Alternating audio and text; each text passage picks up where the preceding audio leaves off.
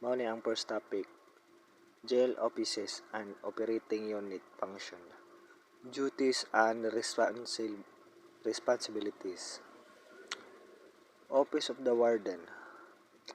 The Warden is responsible for direction, coordination, and control of the personnel, the inmate, and the program of the institution. Kani ang Office of the Warden is, kaning warden is responsible, siya ang head or director sa maong presuhan. Siya ang ga-control o ga-manage sa tanang personnel o sa mga inmate. Mao ni siya ang nag-provide og command sa ilaha. Under the office of the warden are the following is mao ni siya. Nani siya tulo ka buok.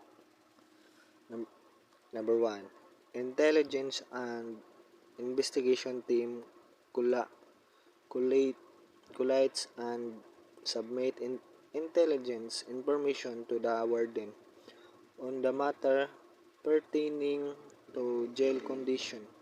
Kaning intelligence and investigation team is mao ni siya ang kanang spy or naniid og unsay mga panghitabo or unsay mga maibaw-an nila, makalat nila nga information. Mao ni sila ang mo provide og mga musabit ni sila sa warden og unsay ilahang mga nahibaw-an. Number 2, jail inspectorate section. Inspect the jail facilities, the personnel and prisoners, detainees, and submit reports of deficiencies noted. Kaning jail inspectorate section is mao ni siya ang mga inspector personnel nga mag-inspect pirmi sa mga prisoner o detainees nga mo-submit sa ilahang report every month. Kanang naam na sila yung mga sana tawag na kanang na sila i-submit, mao na ilang gibuhat, mao ni tanan na siya. Number 3, public relation office, tasked with the maintenance of good public relation to obtain the necessary and adequate support of the public. Kaning public relationship office is mao ni siya ang strategic communication nga mag-maintain ang positive image po para sa tanan. Mao ni siya nga dili ngini magkagubot, dili kuan na sila yung mga positive vibes ba nga dili kuan nilang organization. Mao ni siya. Office of the Assistant Warden. He undertakes the development of systematic process of the treatment for this individual inmate and determines the degree of custody for such individual in his capacity as chairman of the classification board. He also automatically serves as chair of the disciplinary board. Kaning Office of the Assistant Warden is siya di ang mag-undertake sa mga development of systematic sa ilaha. Sila ang mo-process, sila ang manage sa akuan. So ang warden is mag-provide na siya command o ensuring nga mao na siya. Kani ang assistant, mao ni siya ang mubuhat sa tanan. So siya mulihok, asa ipangbutang, asa ilugar, mao ni siya. Siya mo pag-grow sa siya mo pa kuan sa orga ba. organization. Number 1. Classification Board is tasked with the gathering and collating of information and other data of every prisoner into a case study to determine the work assignment, types of supervision, and degree of custody and restriction under which an offender must live in jail. Kaning classification board is mag-collaborate or mag-gather ni siya sa mga information sa data sa inmate. Kaning classification board is ug asa nagpabilong ang inmate. Kani siya is mao ni siya kaning dako or rape ni ilahang case, puro ra na sila mga ngana sentence lang mga rape ana. Kani is mild lang ilahang case, so ara sila lain kay imo na silang iipon katong gamay ra og buhatan nga sa mas og imo ibalhin ito sa mga dagko og kanang unsa na mas grabe og mahimo sa to siyang buang. 2. Disciplinary board. Hearing disciplinary cases involve violation of jail rules and regulation by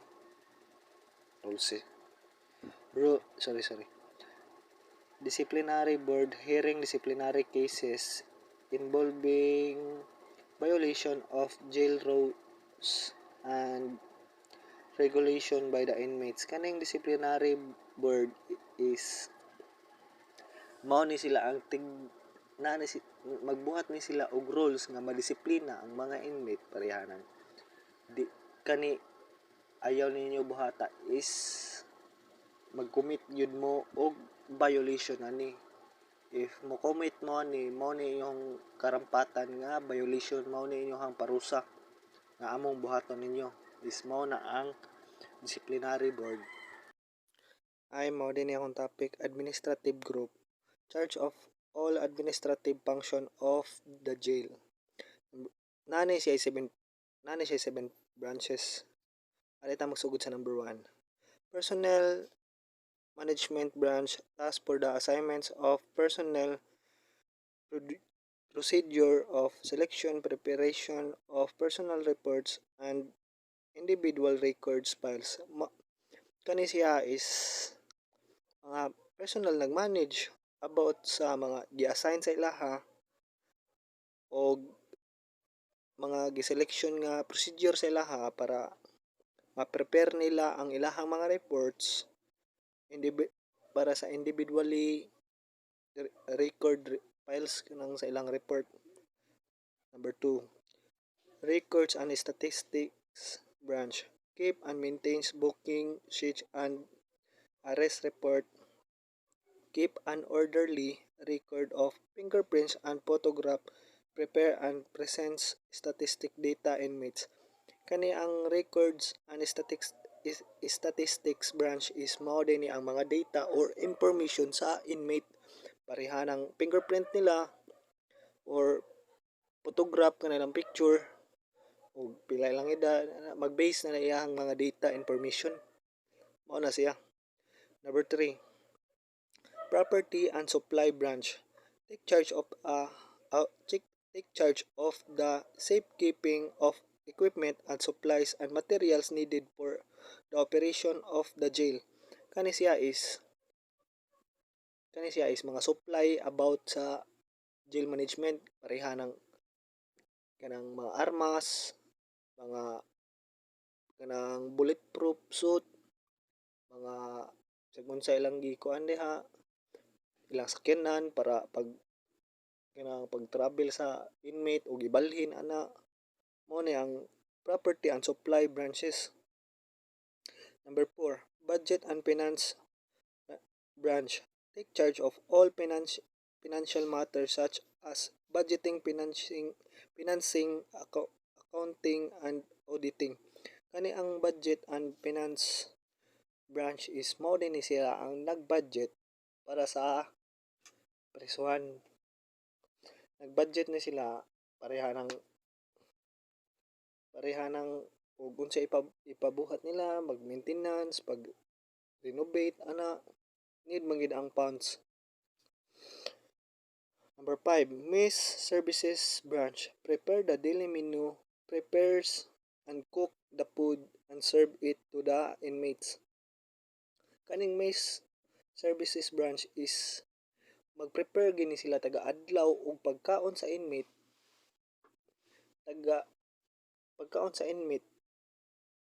para i-serve sa nila sa pangbuntag udto hapon, di ba need man gid ang pagkaon. Ug ganahan gyud ka pre og kaon, sudli ang prisuhan. Number 6, General Services Branch. Maintain and repair of jail facilities and equipment. It is also tasked with cleanliness, beautification of the jail compound. Kaning General Services Branch is mao dinhi siya ang tag-maintain and repair sa jail facilities. Ug also naasa ni nila ang cleanliness ug ka-attract sa compound sa jail. Pareha ng buwan malimpyo sila para was kagaw ana. Kani the last one. Number 7, Mitimos Computing Branch. Serve court's decision of compute the data of the full completion of the service sentence of inmates. Mao dinhi siya ang gi-compute og pila ka tuig mag-serve sa sentence sa inmate.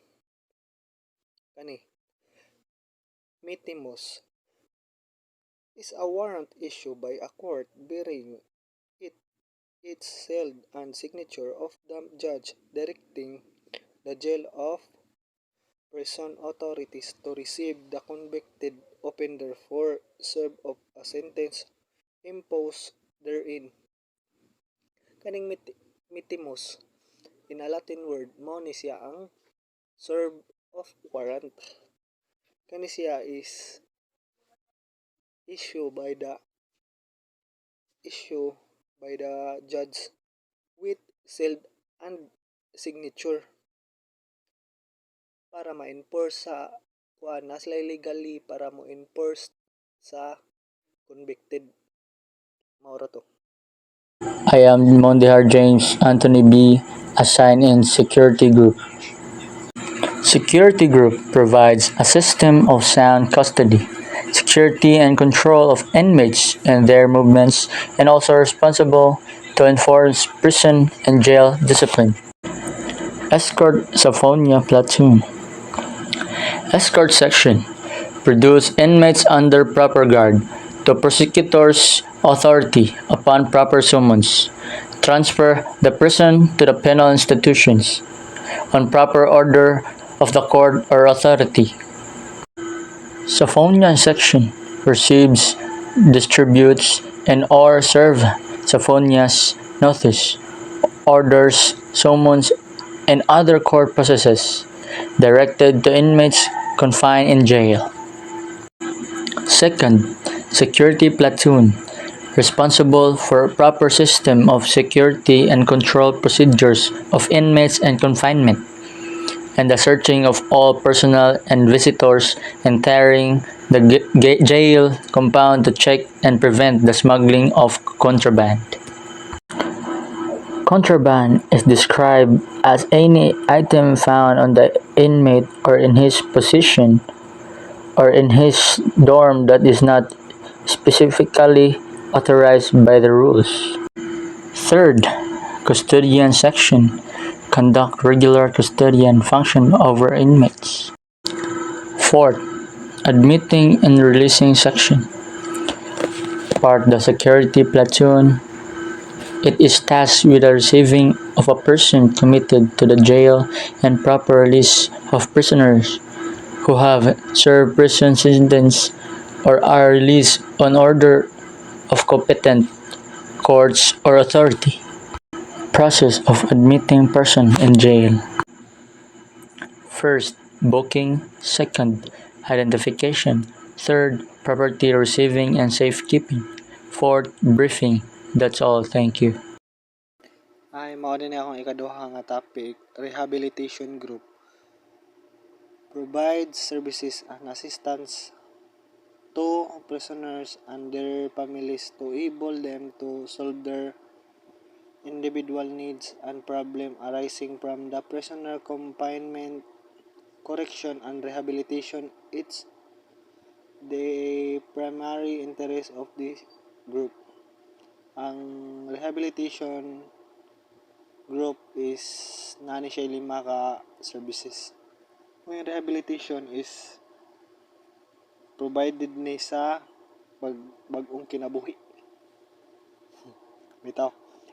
Nani siya 5 ka group services. Arita sa number 1.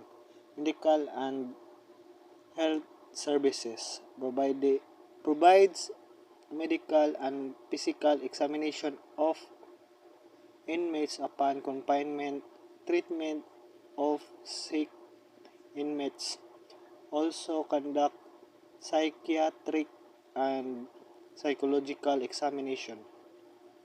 Kaning medical and health services is nag-provide ni sila og mga medical assistance para sa mga inmates like physical examination, kanang pag treatment of sickness, and also psychiatric and psychological examination. Mao na ang medical and health services.